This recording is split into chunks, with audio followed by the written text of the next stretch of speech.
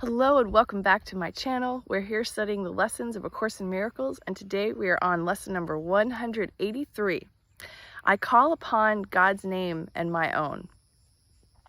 And today I feel like the lesson is getting into the idea of sound frequency and the intention behind the word God. What does it mean? What does it evoke when you say it and speak it? And how can your name bring about that same energy, that same frequency, because we're all one. So anyway, just a couple things to ponder before we get into the lesson. So sit back and relax and enjoy this reading. I call upon God's name and my own. God's name is holy, but no holier than yours. To call upon his name is but to call upon your own. A father gives his son his name and thus identifies the son with him. His brothers share his name, and thus are they united in a bond to which they turn for their identity. Your father's name reminds you who you are, even within a world that does not know, even though you have not remembered it.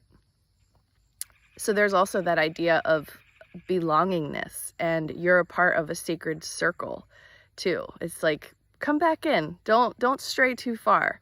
Say my name, say your name. God's name cannot be heard without response, nor said without an echo in the mind that calls you to remember.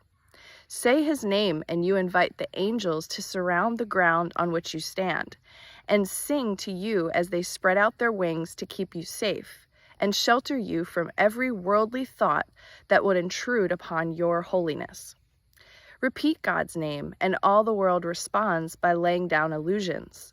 Every dream the world holds dear has suddenly gone by, and where it seemed to stand, you find a star, a miracle of grace. The sick arise, healed of their sickly thoughts. The blind can see, the deaf can hear. The sorrowful cast off their mourning, and the tears of pain are dried as happy laughter comes to bless the world. Repeat the name of God, and little names have lost their meaning. No temptation but becomes a nameless and unwanted thing before God's name. Repeat his name and see how easily you will forget the names of all the gods you valued. They have lost the name of God you gave them. They become anonymous and valueless to you, although before you let the name of God replace their little names, you stood before them worshipfully, naming them as gods.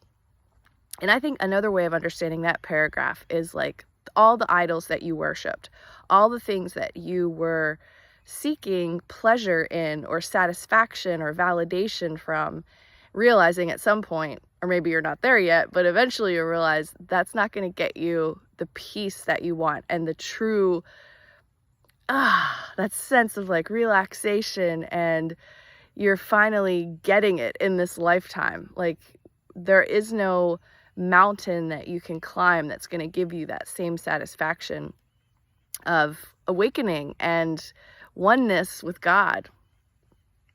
Okay. Repeat the name of God and call upon yourself, whose name is his. Repeat his name, and all the tiny, nameless things on earth slip into right perspective. Those who call upon the name of God cannot mistake the nameless for the name, nor sin for grace, nor bodies for the Holy Son of God. And should you join a brother as you sit with him in silence and repeat God's name along with him within your mind, you have established there an altar which reaches to God himself and to his Son. Okay, so that's another reminder that we are very powerful when we do our spiritual practice with others. And should you join a brother as you sit with him in silence and repeat God's name along with him within your quiet mind, you have established there an altar which reaches to God himself and to his Son. So us doing this lesson together is amplifying the name of God, which is catapulting our learning and growing experience in ways that we probably don't really understand. Practice but this today. Repeat God's name slowly again and still again. Become oblivious to every name but his. Hear nothing else. Let all your thoughts become anchored on this. No idea but once. No other word we use except at the beginning when we say today's idea but once. And then God's name becomes our only thought, our only word, the only thing that occupies our minds, the only wish we have, the only sound with any meaning, and the only name of everything that we desire to see, of everything that we would call our own. Thus do we give an invitation which can never be refused. And God will come and answer it himself. Think not he hears the little prayers of those who call on him with names of idols cherished by this world. They cannot reach him thus. He cannot hear requests that he be not himself, or that his son receive another name than his. Repeat God's name, and you acknowledge him as sole creator of reality.